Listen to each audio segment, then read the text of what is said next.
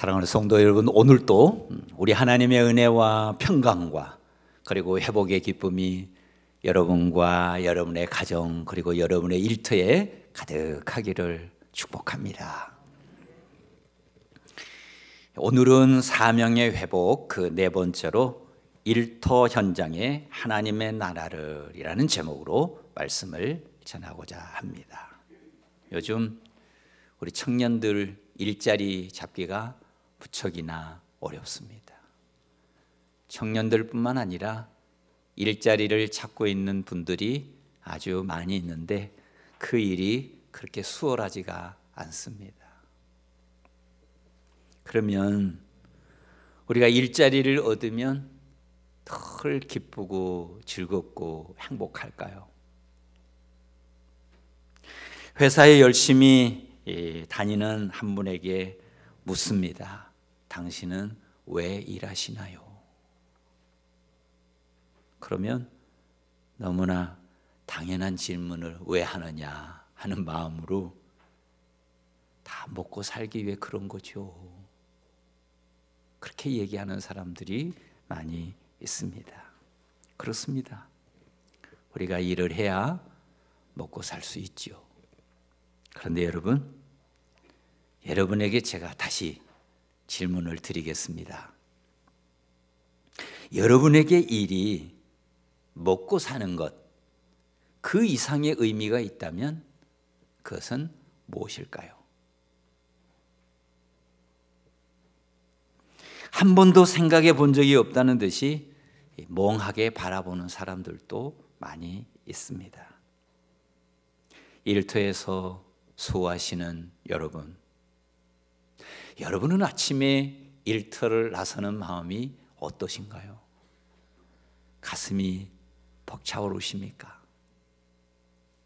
여러분이 하루 일과를 마치고 회사를 떠나 집으로 올 때 여러분의 마음에 보람과 자부심으로 가득하십니까? 여러분에게 일은 어떤 의미가 있습니까? 여러분의 일터는 여러분에게 어떤 의미가 있으십니까? 어느 주부는 제게 이런 얘기를 했습니다. 어느 날 아침 남편을 출근시키고 난 다음에 청소를 하다가 갑자기 화가 났습니다. 내가 이렇게 걸레질 하려고 대학까지 나왔나 이런 생각을 하니까 화가 난 거예요. 그래서 그냥 걸레 집어 던지고 밖으로 뛰쳐 나갔습니다. 그리고 이리저리 돌아다니다가 커피 한 잔 들고 다시 집으로 돌아왔다는 것입니다. 가정주부 여러분은 하루하루 어떻게 살아가고 계십니까? 여러분이 가정에서 가족을 돌보는 일이 여러분에게는 어떤 일이 어떤 의미가 있으신가요? 해도 끝없이 반복되는 그 일로 혹시 여러분 지루하고 또 권태감에 사로잡혀 있지는 않습니까? 그런 가운데서도 여러분이 하루하루 기뻐하며 감사하며 찬양하며 살고 계십니까? 여러분, 이 일은 여러분에게 어떤 의미가 있으신가요? 오늘 예수님은 제자들과 함께 마지막 만찬을 나누고 계십니다. 식사를 하면서 제자들과 여러 가지 얘기를 나누었습니다. 얘기를 나누다가 이 얘기의 방향이 네가 높으냐 내가 높으냐 내가 크냐 내가 크냐 뭐 그런 얘기로 이어지게 되었습니다. 그러다가 제자들끼리 다투게 된 거예요. 여러분, 인간에게는 누구에게나 다 간절히 이루기를 원하는 소망이 있죠. 제자들도 아마 더 큰 사람이 되고자 하는 갈망이 있었을 것입니다. 그것을 누가 나무랄 수 있겠어요? 중요한 것은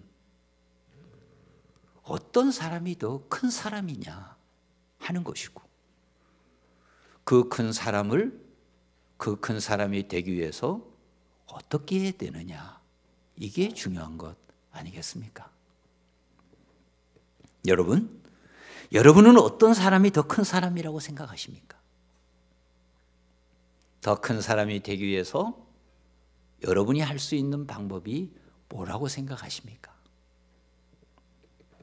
제자들이 이렇게 다투고 있을 때 예수님은 조용히 자리를 뜨셨습니다.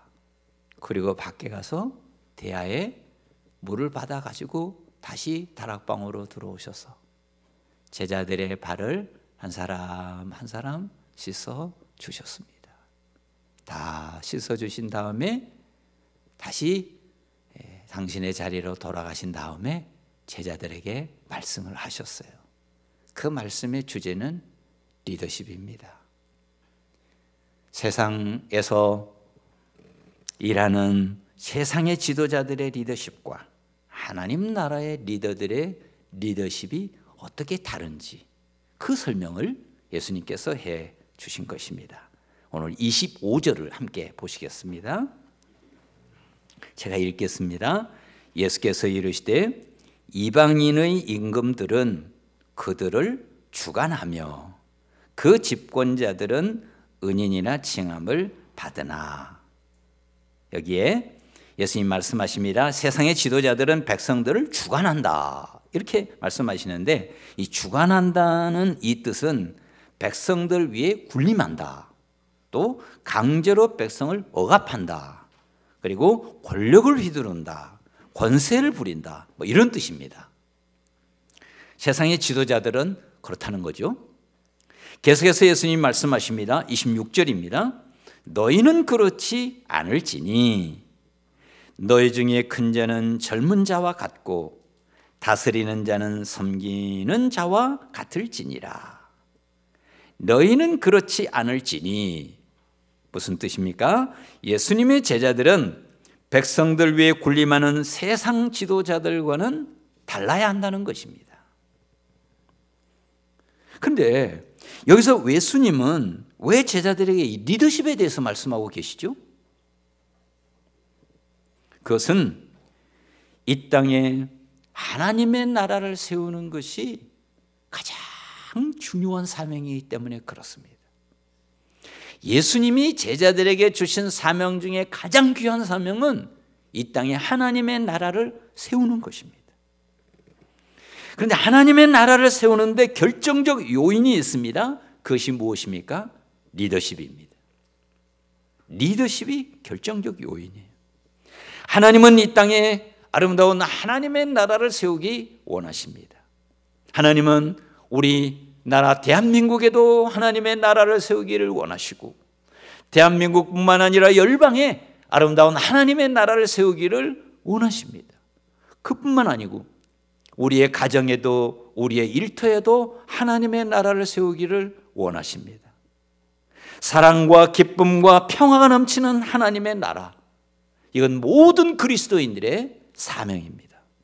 그래서 예수님께서 강조하셨습니다. 마태복음 6장 33절에 보면 그런즉 너희는 먼저 그의 나라와 그의 의를 구하라.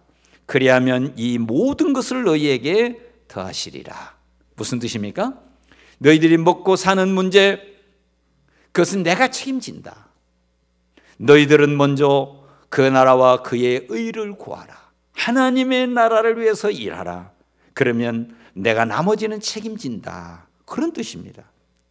그래서 하나님의 나라를 위해서 일하는 그 사람들을 통해서 그 일터에 하나님의 나라를 하나님께서 세우시겠다는 것입니다.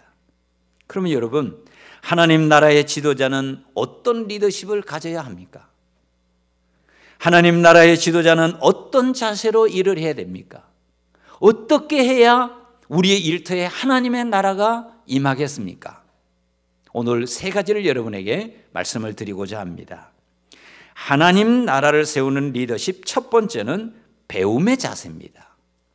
배움의 자세가 있어야 그곳에 하나님의 나라가 임한다, 그런 뜻입니다. 여러분, 일터에서 우리가 무엇을 배워야 합니까? 자기가 맡은 일이 있죠. 그 맡은 일을 게으리 하면 되겠습니까? 열심히 배우고 익히고 또 훈련을 쌓고 공부를 하고 연구하고, 그래서 그 분야에 탁월한 전문가가 되어야 되죠. 그런데 여러분, 그러면 다인가요? 아닙니다. 정말 배워야 할 것이 있습니다. 그것은 인격적인 성장을 위한 배움이요, 영적인 성장을 위한 배움입니다. 어떻습니까? 여러분은 일터에서 일하면서 내가 인격적으로 계속 성장하고 있다. 내가 이 일터에서 일을 하면서 내가 영적으로 계속 성장하고 있다. 그런 느낌이 드십니까? 오, 훌륭한 사람이죠. 어떻게 하면 매일 인격적으로 성장하고 영적으로 성장할 수 있을까요? 오늘 우리 주님은 이렇게 말씀하십니다. 26절입니다. 너희는 그러지 않을지니 너희 중에 큰 자는 젊은 자와 같고 다스리는 자는 섬기는 자와 같을지니라. 이렇게 말씀하시는데요, 여기에 먼저 큰 자는 젊은 자와 같아야 된다, 이렇게 말씀하셔요. 여기서 큰 자라는 뜻은 뭐냐면 헬라어로 호메이존이라는 단어인데, 그 뜻은 나이가 많은 연장자, 경험이 많은 경력자, 지혜가 많은 권위자, 직급이 높은 상급자, 그런 뜻입니다. 그리고 여기 젊은 자와 같고, 그래서 젊은 자라는 뜻은 뭐냐? 헬라어로 호 네오테로스라고 하는 단어인데, 그 뜻은 나이가 적은 젊은 자, 또 경험이 적은 초급자, 지혜가 적은 새내기, 또 직급이 낮은 하급자, 그런 뜻입니다. 여기서 예수님이 말씀하시는 거, 큰 자가 젊은 자와 같아야 된다라고 하는 말씀은 비록 연장자나 경력자일지라도, 비록 권위자나 상급자일지라도 언제나 나는 젊은 자고 초급자고 새내기고 하급자인 것처럼 겸손하게 배우는 자세로 일을 해라, 그런 뜻입니다. 하나님 나라의 리더십, 그것은 배움의 자세입니다. 자신이 연장자, 경력자, 권위자, 상급자라고 하는 생각에 가득 차 있으면 배우기가 어렵습니다. 잘 배워지지가 않습니다. 그러나 나는 아직 젊은 자요, 나는 초급자요, 나는 새내기요, 나는 아직 하급자라고 생각하는 사람은 언제나 배울 수 있습니다. 이런 생각을 가진 사람은 주변에 있는 모든 사람들이 다 스승입니다. 그래서 상급자로부터 배울 수 있는 것은 물론이거니와 하급자를 통해서도 배우고, 후배를 통해서도 배우고, 새내기를 통해서도 배우고, 심지어는 어린 아이를 통해서도 배우는 것입니다. 배움이 있는 사람, 그 사람이 바로 날로 성장하는 사람이죠.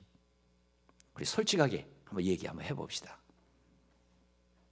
내가 연장자라고 해서, 내가 나이 많은 연장자라고 해서 나이 어린 사람들보다 더 진실하다고 말할 수 있을까요?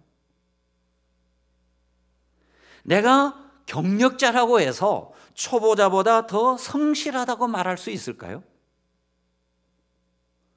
내가 상급자라고 해서 하급자보다 더 겸손하다고 말할 수 있을까요? 그렇게 말할 수는 없죠. 오늘 또 주님은 말씀하십니다. 네가 일터에 하나님의 나라를 세우기를 원하느냐? 그럼 먼저 겸손한 자세로 배움의 자세를 가져야 된다. 배움의 자세를 가지면 거기 하나님의 나라가 임한다는 거예요. 인격적인 성숙 없이, 영적인 성숙 없이 하나님의 나라는 세울 수 없다는 겁니다. 하나님 나라의 기초는 내면의 성숙입니다. 그래서 우리는 끝없이 겸손한 마음으로 계속해서 배우는 것입니다. 겸손한 마음으로 모든 사람을 스승으로 삼고 배우는 것이죠. 사랑하는 성도 여러분, 이 은혜가 여러분 안에 있기를 축복합니다. 끝없이 성장할 겁니다. 끝없이 여러분은 성장의 기쁨을 누릴 거예요. 어느 정도까지 배우고 어느 정도까지 성장해야 될까요? 우리 주님의 성품을 닮을 때까지, 하나님의 형상을 회복할 때까지 우리는 겸손한 마음으로 늘 배우고 익히는 것입니다. 바로 그 사람을 통해서 하나님은 그 일터에 하나님의 나라, 아름다운 하나님의 나라를 세우신다는 겁니다. 사랑하는 성도 여러분, 일터에서 하나님의 나라를 경험하시기를 축복합니다. 이게 복입니다. 하나님 나라를 세우는 리더십 두 번째는 섬김의 자세입니다. 섬김의 자세가 있어야 하나님의 나라가 임한다, 그런 뜻입니다. 세상의 지도자들처럼 부하 직원들 위해 군림하고 강제로 억압하고 권력을 휘두르고 권세를 부리는 리더십, 이런 리더십을 가지고는 하나님 나라 그 일터에 임할 수 없다는 겁니다. 그래서 우리 주님이 말씀하셔요. 27절입니다. 오늘 요절입니다. 우리 다 같이 한번 읽어봅시다. 요절 27절 같이 읽습니다. 앉아서 먹는 자가 크냐 섬기는 자가 크냐, 앉아서 먹는 자가 아니냐, 그러나 나는 섬기는 자로 너희 중에 있노라. 아멘. 마지막 구절, 그러나 나는 섬기는 자로 너희 중에 있노라. 그러나 나는 섬기는 자로 너희 중에 있노라. 사랑하는 제자들아, 내가 너희와 함께 있지만 나는 언제나 너희 가운데서 섬기는 자로 있다. 그래서 예수님은 대하의 물을 받아오셔서 사랑하는 제자들의 발을 씻습니다. 수제자 베드로의 발로부터 배신자 가룟 유다의 발까지 예수님은 끝까지 제자들의 발을 씻어주는 것입니다. 이것은 제자들에게는 충격이었죠. 그러나 여기에 예수님의 리더십의 위대함이 있고 하나님 나라 리더십의 본보기가 있습니다. 하나님 나라의 리더십, 그것은 섬기는 자세입니다. 섬김은 곧 동료들을 돕기 위해 자기를 희생하는 것입니다. 나를 낮추어 동료를 더 높이고, 나를 숨겨 내 동료가 더 돋보이게 하고, 나를 희생시켜 동료를 살리는 것, 이것이 섬김의 리더십입니다. 그래서 예수님은 말씀하셨어요. 마가복음 10장 45절에서 인자가 온 것은 섬김을 받으려 함이 아니라 도리어 섬기려 하고 자기 목숨을 많은 사람의 대속물로 주려 함이니라. 섬김, 그것은 예수님이 이 땅에 오신 목적이라는 것입니다. 예수님이 이 땅에 오신 목적은 섬기기 위한 것이라는 겁니다. 예수님이 이 땅에 오신 목적은 당신을 희생시켜 우리를 살리고자 하는 것이라고 말씀하십니다. 예수님은 이렇게 섬김을 강조하시고 스스로 고난의 길, 십자가의 길, 희생의 길, 섬김의 길을 묵묵히 걸어가셨습니다. 그래서 우리도 그 길을 걷고자 하는 것입니다. 그래서 우리는 이 고난주간을 잊어버릴 수가 없습니다. 예수님이 이렇게 하심으로 인해서 죄인된 우리를 위하여 십자가에서 기꺼이 대속 제물이 되어 주셨기에 우리는 구원을 얻었고 영생을 얻었고 아름다운 하나님의 나라를 경험할 수 있게 되었습니다. 이분이 바로 예수님입니다. 사랑하는 성도 여러분, 여러분의 가는 길이 우리 주님이 가시는 그 길이 되기를 축복합니다. 러시아의 문호 톨스토이는 이렇게 말을 했습니다. 자기를 희생하는 것만큼 행복한 일은 없다. 자기를 희생하는 것만큼 행복한 일은 없다. 저 사람은 뭐가 필요할까? 저 사람을 위해서 내가 어떻게 도움이 될 수 있을까? 그를 돕기 위해 자신을 희생하는 사람, 바로 그 사람에게 신비한 기쁨과 행복이 있다는 것입니다. 사랑하는 교우 여러분, 우리는 언제 이것을 배울 수 있을까요? 우리는 언제 이것을 깨달을 수 있을까요? 우리는 언제 이러한 기쁨과 행복을 누릴 수 있을까요? 섬김을 받는 사람과 섬기는 사람, 누가 더 큰 사람입니까? 섬김을 받는 사람과 섬기는 사람, 누가 주님 편에 선 사람입니까? 섬김을 받는 사람과 섬기는 사람, 누가 하나님 나라를 세우는 사람입니까? 우리가 인격적으로, 영적으로 미숙할 때는 섬김을 받는 것이 더 기쁘고 즐겁고 행복합니다. 그러나 좀 더 성숙하고 보면 섬김을 받는 것보다 섬기는 것이 더 마음이 편안하고 더 자유롭고 더 기쁘고 더 행복합니다. 이 놀라운 은혜가, 이 하나님 나라의 은혜, 이 하나님 나라의 기쁨과 행복이 여러분의 일터에 가득하기를 축복합니다. 하나님 나라의 리더십, 세 번째는 격려의 자세입니다. 격려하는 마음이 있느냐? 그러면 거기에 하나님의 나라가 임한다, 그런 뜻입니다. 28절을 보겠습니다. 예수님이 말씀하십니다. 너희는 나의 모든 시험 중에 항상 나와 함께한 자들인즉. 무슨 뜻입니까? 지금 예수님은 지난 3년을 회고하고 있습니다. 여우도 굴이 있고 공중의 새도 깃들 곳이 있었지만, 그러나 머리둘 곳 없으셨던 우리 주님, 그 주님과 제자들은 지난 3년 동안 동고동락해 왔습니다. 제자들은 예수님이 나병 환자를 치료하고 눈먼 자를 치유할 때 뜨거운 감격이 있었지요. 그러나 예수님이 배고플 때 그들도 함께 배고팠고, 예수님이 잠자리가 없어 헤맬 때 그들도 함께 헤맸고, 예수님이 수많은 사람들로부터 공격을 받을 때 그들도 아파했고, 예수님께서 전도훈련할 때 그들도 힘들고 고단했습니다. 예수님은 이제 제자들의 그동안의 노고를 칭찬하시며 그들을 격려하고 있습니다. 29절 30절입니다.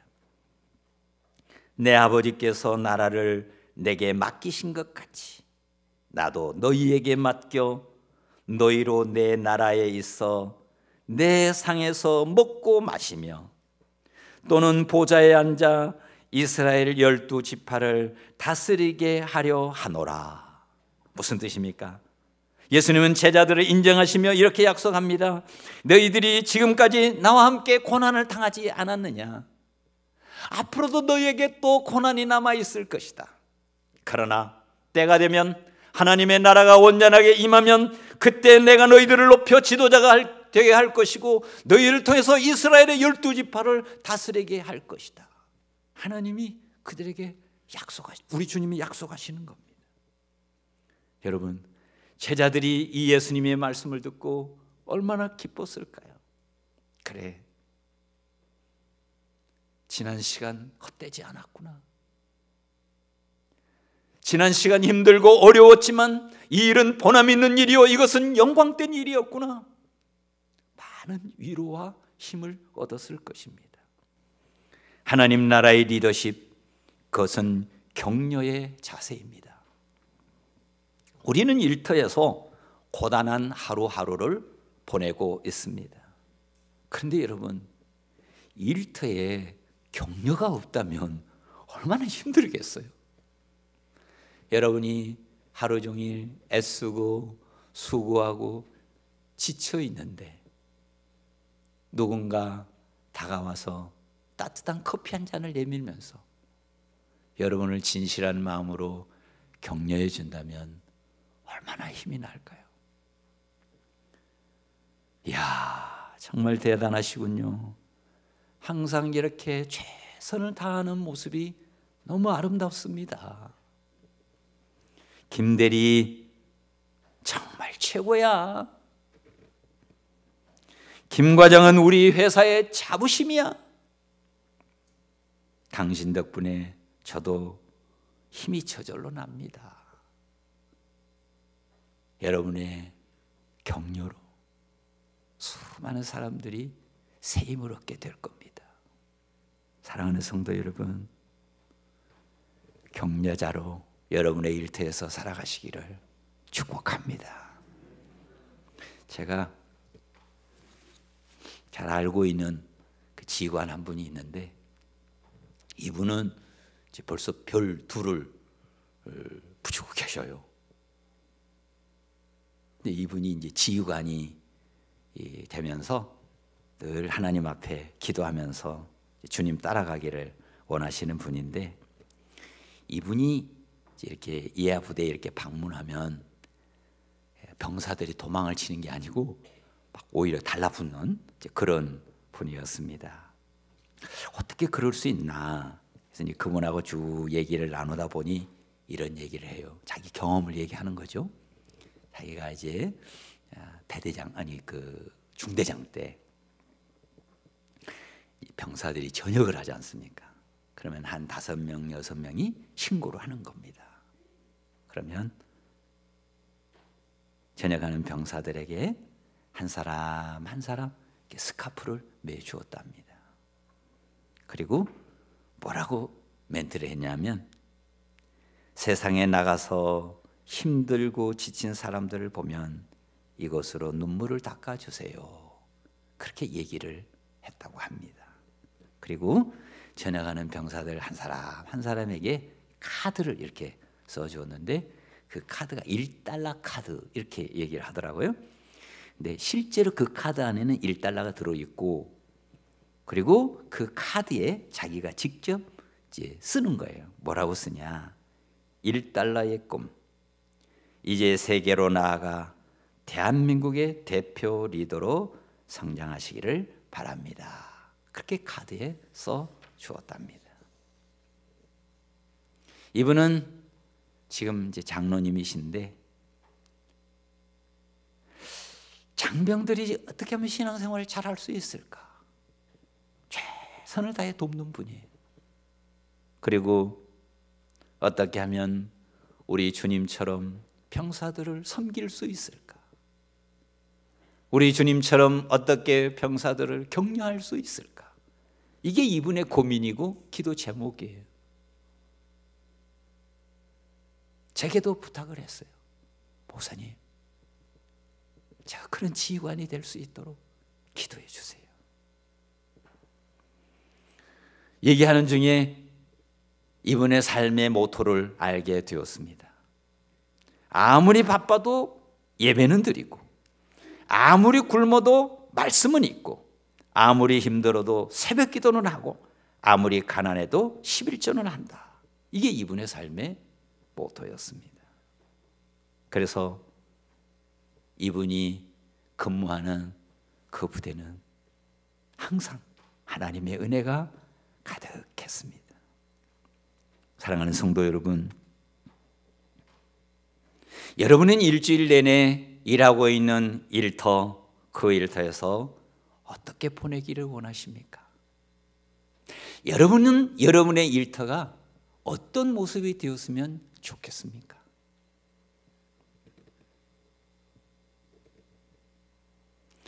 여러분은 여러분의 일터가 하나님의 나라가 되기 위해서 무엇을 할 수 있겠습니까? 그것은 전적으로 여러분의 선택입니다. 여러분이 할 수도 있고 안 할 수도 있습니다.